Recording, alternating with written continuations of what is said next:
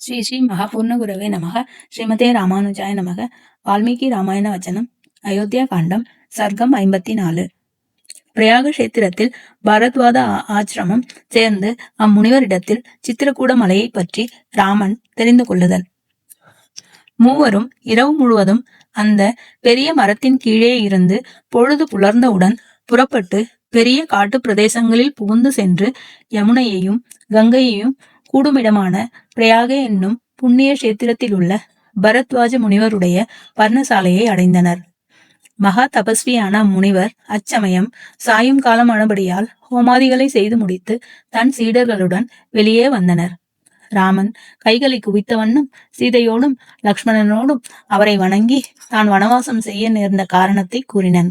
முனிவரும் அவனுக்கு கை கால்களை சுத்தம் செய்ய தீர்த்தமும் அநேக விதமான கனிகளும் கொடுத்து நன்கு உபசரித்து, ராமா, பிரயாக என்கிற இந்த புண்ணிய கஷேத்திரத்தில் நீ சுகமாக வசிப்பாயாக என்றனர். ராமன் முனிவரை நோக்கி, தபோநிதியே, இப்பிரதேசம் பட்டணத்து ஜனங்களுக்கும் கிராமத்து ஜனங்களுக்கும் சமீபமாய் இருக்கிறபடியால் அவர்கள் என்னை பார்க்க அடிக்கடி இங்கு வரக்கூடும். ஒருவருக்கும் தெரியக்கூடாத ஒரு தனிமையான இடத்தில் நான் வசிக்க விரும்புகிறேன். அத்தகைய பிரதேசத்தை ஆலோசித்து எனக்கு சொல்ல வேண்டும் என்றனர். பரத்வாசர், ராமா, சிறிது தூரத்தில் சித்திரகூடம் என்னும் பர்வதம் இருக்கிறது. அது மிகவும் ரமணீயமாயிருக்கும். அவ்விடத்தில் சுகமாய் வசிக்கலாம் என்றனர். இன்னும் அவர் கூறி விருந்தினருக்கு செய்ய வேண்டிய சத்காரங்களை அடைவுபட நடத்தி உபசரித்தனர்.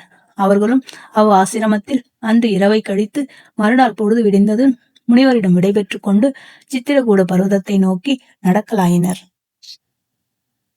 ஸ்ரீ ஸ்ரீ மகாபூர்ண குரவே நமக. ஸ்ரீமதே ராமானுஜாய நமக. வால்மீகி ராமாயண வச்சனம். அயோத்தியா காண்டம். சர்க்கம் 55. ராமன் பரத்வாஜ முனிவரது மங்களாசாசனங்களை பெற்றுக்கொண்டு சித்திரகூடம் நோக்கி புறப்பட்டு போதல். அப்படி செல்லும் ராமாதிகளை பரத்வாஜ முனிவரும் பின்தொடர்ந்து, சகோதரர்களே, நீங்கள் கங்கையிலிருந்து கொஞ்சம் மேற்கு முகமாக பாய்கின்ற யமுனையை அனுசரித்து செல்வீர்களாக. அந்த யமுனையில் ஜனங்கள் எப்போதும் தாண்டி போகும் துறைக்கு போய் தெப்பம் கட்டிக்கொண்டு அந்நதியை கடக்க வேண்டும். பிறகு அந்நதியின் அக்கறையில் பசுமையான இலைகளை உடையதும் தன்னை சுற்றி பல மரங்களை உடையதும் சித்தர்கள் வந்திருக்க பெற்றதுமான சியாமம் என்னும் ஓர் பெரிய ஆலமரம் இருக்கிறது. சீதை அதனை வணங்கி தன் விருப்பங்கள் ஈடேறும்படி பிரார்த்திக்க வேண்டும். பிறகு அங்கு சற்று இலைப்பாரி மேல் நடந்து சென்றால் அங்கிருந்து ஒரு கூப்பிடு தூரத்தில் கருமையான ஓர் காடு புலப்படும். அதுவே சித்திரகூடத்திற்கு செல்லும் வழி. அதில் யாதொரு கஷ்டமும் இல்லை என்று கூறி வழிகாட்டினர். ராமனும் அவரை வணங்கி அவ்விடத்தை நிறுத்தி திருப்பி அனுப்பிவிட்டு மேல் நடந்து சென்றனன்.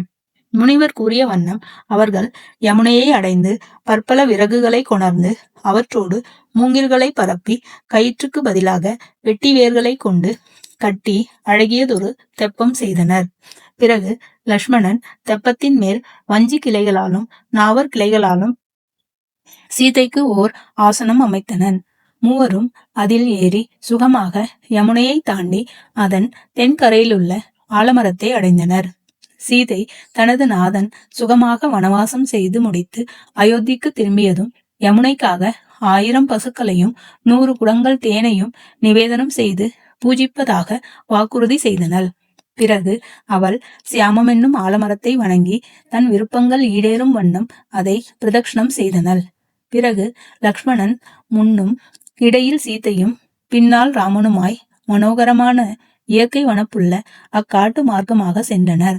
இடையில் காணப்படும் அபூர்வமான வாசனை புஷ்பங்களையும் கொடிகளையும் சீதையின் விருப்பத்தின்படி லக்ஷ்மணன் அவளுக்கு பறித்து கொடுத்தனன். மூவரும் யமுனா நதிக்கரையில் உள்ள வனத்தின் வழியாக கூப்பிடு தூரம் சென்று அங்கே காட்டு உணவுகளை உட்கொண்டனர். அவர்கள் அநேக கஷ்டங்களை அனுபவித்த போதிலும் சிறிதும் வருத்தமுறாமல் முகத்தில் விகாசம் பொலிய அந்த காட்டில் சந்தோஷத்துடன் காலம் கழிக்க வேண்டி சீதைக்கு சௌகரியமான இடத்தில் ஓர் குடில் அமைத்துக் கொண்டனர். ராமன் கதை கேளுங்கள், ஸ்ரீ ரகுராமன் கதை கேளுங்கள், ராமன் கதை கேளுங்கள். ராமாய ராமபத்ராய రామచంద్రాయ నమః. ఈ జగమంతా రామమయం. రామ రామ రామ రామ